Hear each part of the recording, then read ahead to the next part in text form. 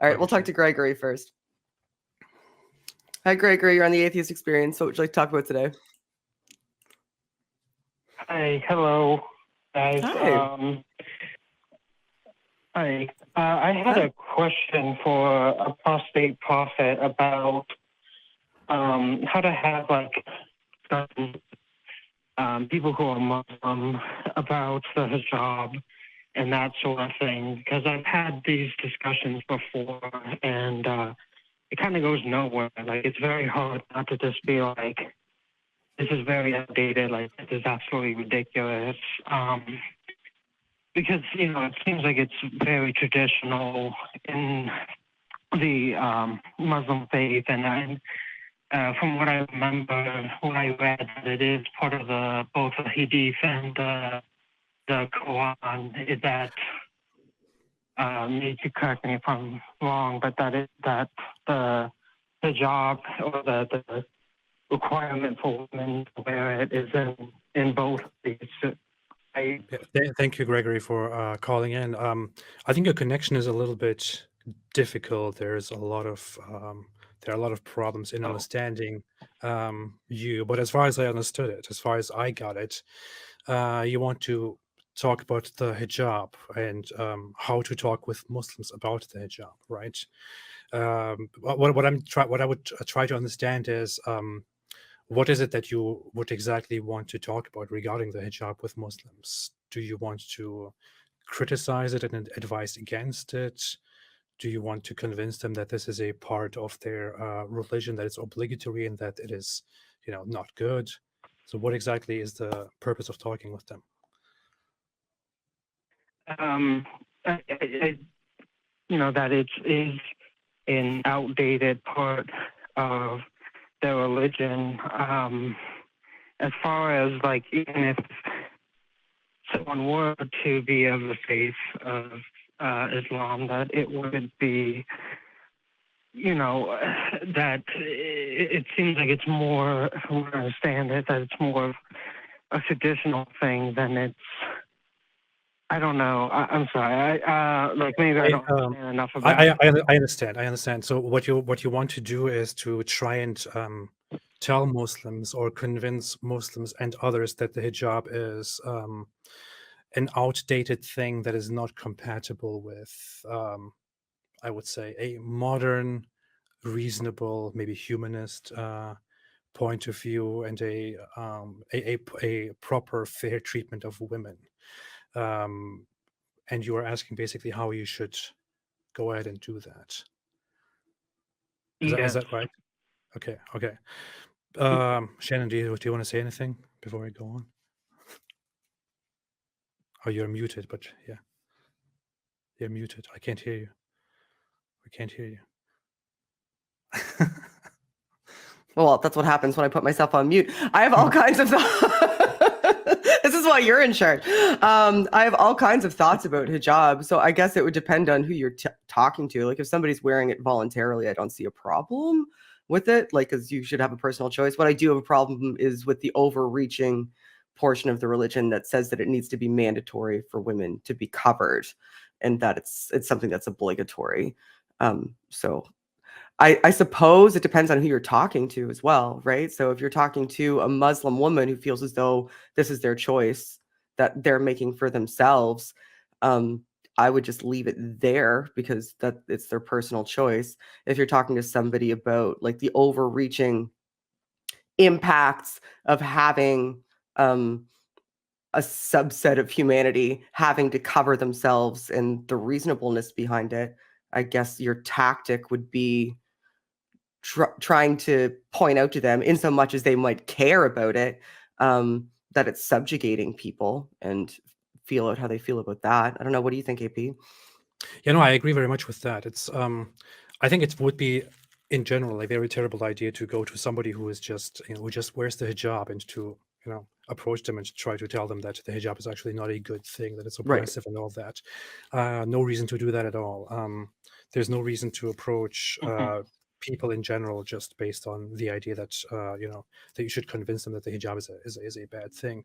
But if people want to argue with you, and if they want to present to you the idea that the hijab is good, that it's empowering, which is something that has been going around in the West quite a bit now, that the hijab is a hijab empowers women and all that, and some people want to go around and make us accept the idea that the hijab is empowering. I guess then you could argue against them and say, hey, that's absolutely not true.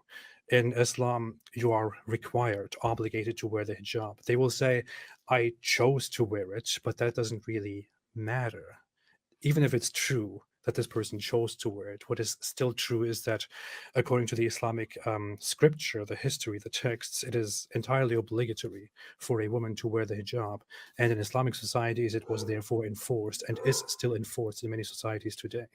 And that is not good. That's not for the empowerment of women. It is to hide women and to treat them as something that is sexually so sensitive that it must be protected from the public eye and only be reserved to those people who own those women, or who are in charge of those women, as the Quran says. So you could go with that approach, and some people will receive that well, others will not. Some people will argue that is true, but that is actually good because it protects women. Others will say that others will not have that same interpretation of the hijab and of the Quran. So it's very difficult, very much depends on who you're talking to. But a few things to keep in mind: the Quran says that it is obligatory to wear the hijab. It tells women to hide themselves and to be subject to the men. The traditional sources, according to Muhammad, also confirm this. And throughout Islamic history and jurisprudence, you will find the idea that the hijab is enforced in order to make it clear that the Muslim women belong to the Muslim men. And that's an idea that is just not acceptable. Right. Yeah. Okay, I understand that. And I wouldn't go up to a random woman who was wearing the hijab and just be like, that would be ridiculous. But like, if it was like somebody that you knew well, and like you felt like you had a relationship where you could talk about this with that person. Yeah, I mean that's a different situation, of course. If you know somebody, then that would be a more personal issue, a personal interaction. Of course, that is different. Then you could do that, and it depends entirely on your relationship with that person.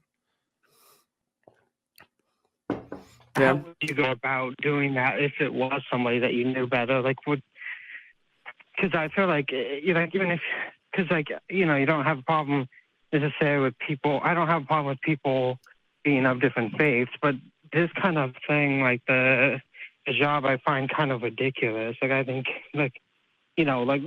from what you said, it is about, oppressing women. And like, if somebody I knew was, even if it is their choice to engage in it, they have the choice to engage in the wrong thing. But it's kind of like, it's heartbreaking sometimes just to see people perpetuate this thing, even if they don't realize that it is a very oppressive thing to women, and they, are of a different faith. But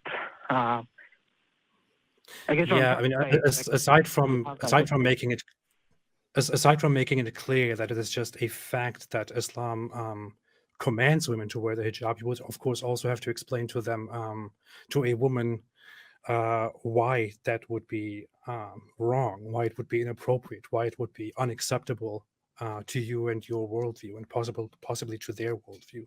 You could explain to somebody that the hijab is enforced and obligatory, and that they don't really have a proper choice in that. But it could, of course, be that the person is okay with that. The person wants to be subjugated. The person wants to wear a piece of cloth that is obligatory upon them. The person wants to be treated as a lesser being, even if you convince them that that is the purpose of that garment. Of course, what you then would need to do is to explain to them that such a lifestyle is